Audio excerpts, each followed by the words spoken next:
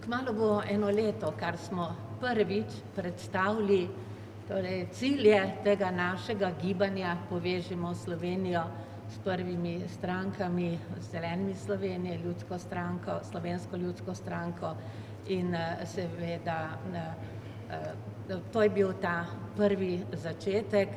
Ni težko po enem letu koordinirati, če imaš pred seboj oziroma če koordiniraš ljudi, čeprav na različne načine z istimi cilji sodelujejo, kot so naši predsedniki vseh strank, ki so trenutno v tem gibanju Povežimo Slovenijo.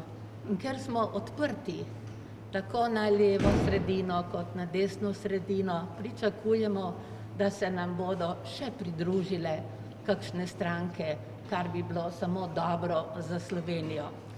Vesela pa sem, da se je prav ta besedna zveza Povežimo Slovenijo pojavlja danes na vseh, tudi pri drugih strankah.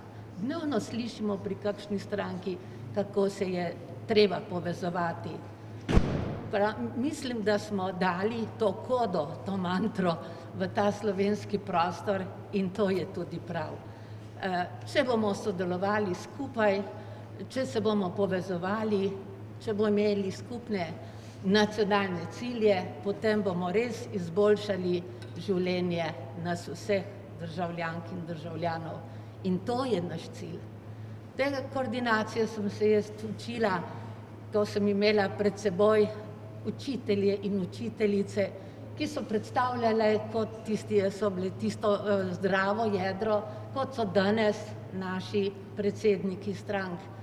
In vedeli so, kako je treba z mladimi tudi drugače obogatiti šolski prostor, učne načrte, kako mlade vzgajati z občutljivostjo do sebe, okolja, do svojega načina zdravega življenja.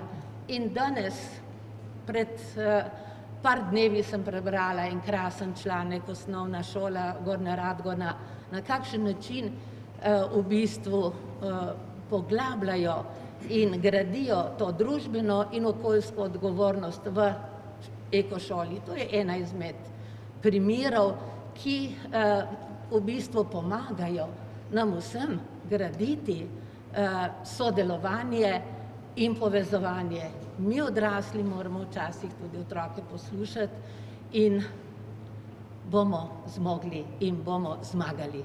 Hvala lepa.